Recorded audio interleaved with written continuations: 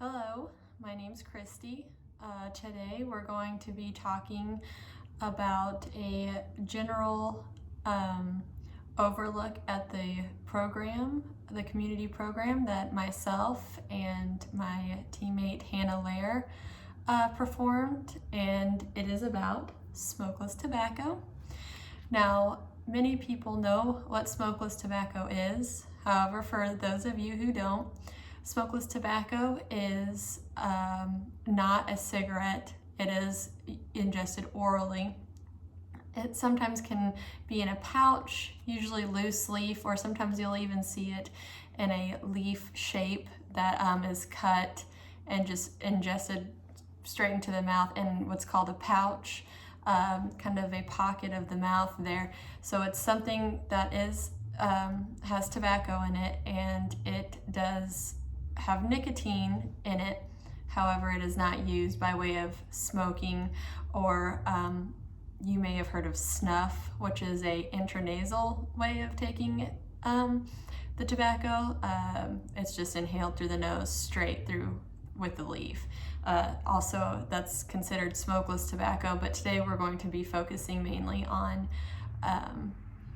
pouches and what some people call dip.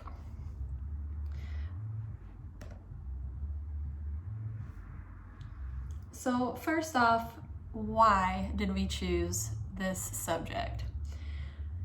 As you know, you probably know 5 to 10 on average people who smoke, use some type of tobacco product, and it's usually pretty noticeable. You know your friends that smoke, they're usually leaving the party to go smoke, but you'd be surprised how many of your friends actually dip or use smokeless tobacco.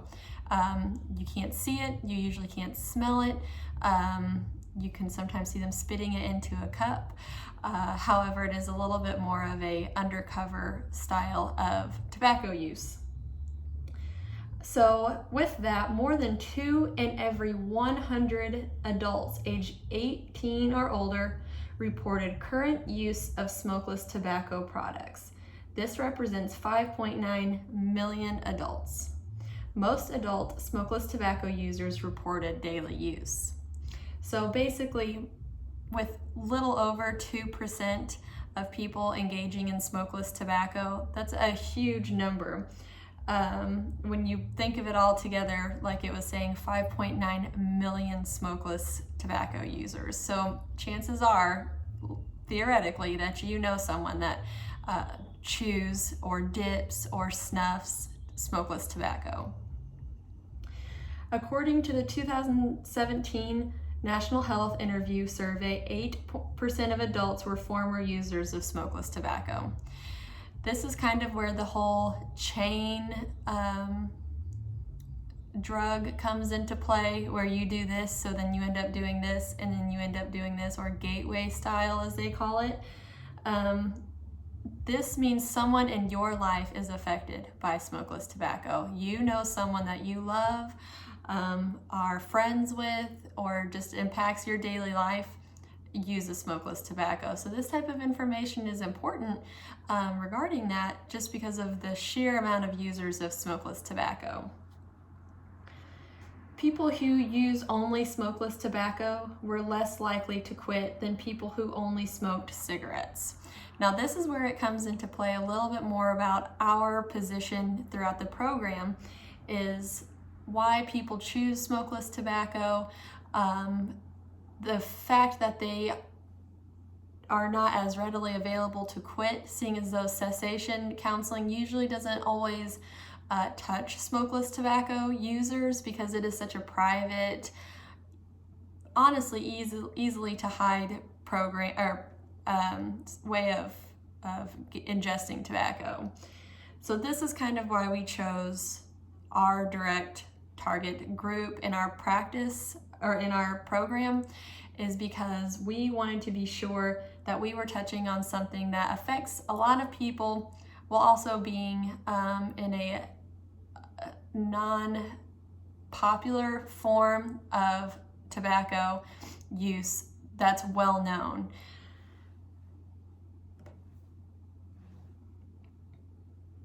So our general needs assessment. So what did we need for this project?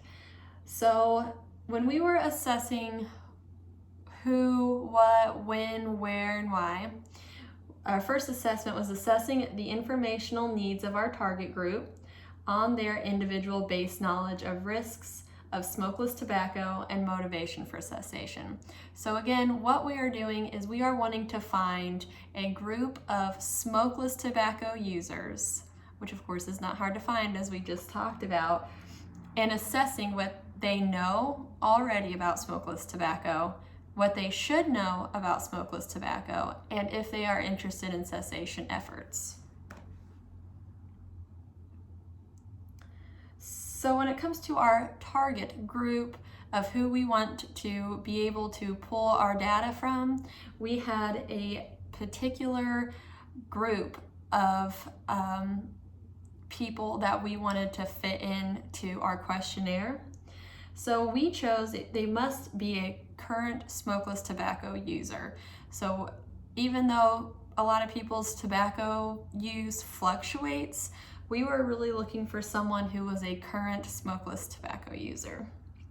We wanted an American male aged 25 to 55, which according to the National Institute of Health, that was the target age for almost all tobacco, is American males from 25 to 55.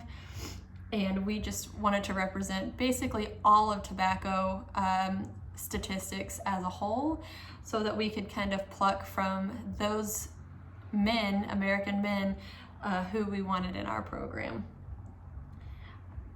Then last but not least, they must not be in a current tobacco cessation program.